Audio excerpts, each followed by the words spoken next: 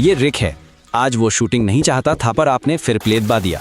मैंने उसे जंगल में डंक वाली मधुमक्खी के छत्ते से शहद लाने भेजा। मधुमक्खियों से लिपटा छत्ता पुराने ओक पर है। खतरनाक झुंड की स्थिर भिनभिनाहट है। हमारी योजना सरल है, थोड़ा शहद लेना और मालिकों को गुस्सा ना दिलाना। मधुमक्खी का छत्ता सिर्फ शहद का डिब्बा नहीं है, वहाँ मुख्य रानी मधुमक्खी है जो सभी अंडे देती है।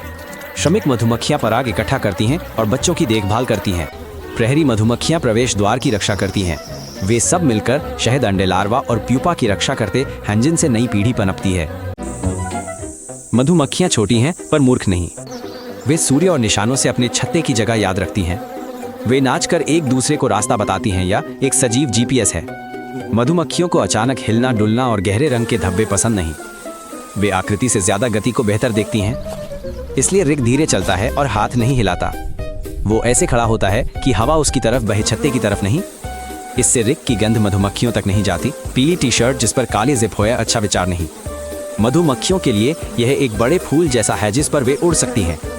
रिक जल्दी से ऊपर एक भूरा कपड़ा डालता है। वो अपनी गर्दन और कलाइयों को ढकता है। हल्के और चिकने कपड़े सबसे सुरक्षित होते हैं, पर हवा से कपड़ा उड़ जाता है।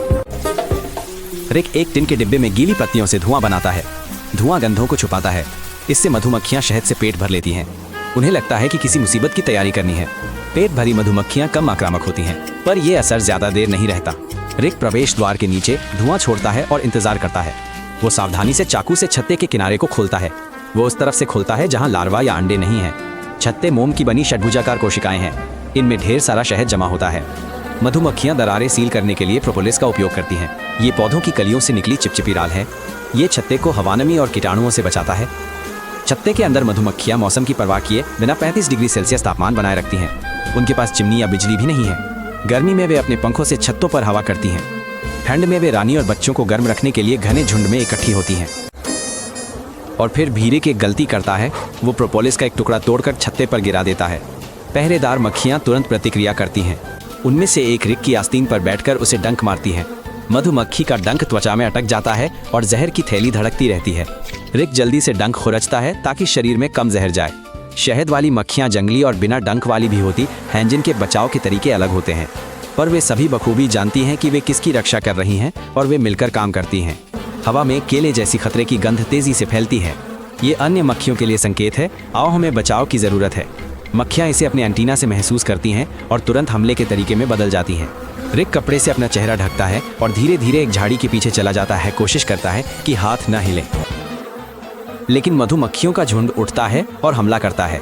मधुमक्खियां चेहरे और अंगों को निशाना बनाती हैं। हर डंक तुरंत जलने वाला दर्द देता है। त्वचा लाल होकर सूज जाती है। अगर कई डंक लगें तो कमजोरी, चक्कर और सांस लेने में दिक्कत हो सकती है। खासकर एलर्जी वाले लोगों या सैकड़ों डंक लगने पर यह खतरनाक है। रिक को अभी लगभग इतने ही डंक लगे हैं।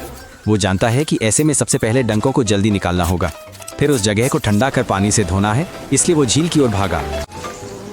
रिक को इतना दर्द इसलिए है क्योंकि जहर में कुछ ऐसे पदार्थ हैं जो कोशिकाओं को नष्ट करते हैं। वे सूजन पैदा करते हैं। अन्य पदार्थ जहर को तेजी से फैलने में मदद करते हैं। ये छत्ते के लिए एक मजबूत सुरक्षा है। औसतन 500 या अधिक डंक खतरनाक होते हैं। एलर्जी वाले लोगों के लिए एक डंक ही काफी होता है। आखिरकार रिक शहद का डिब्बा ले गया, लेकिन वो उदास लौटा। उसे एक नया नियम मिला। अब वो केवल दुकान का शहद खाएगा।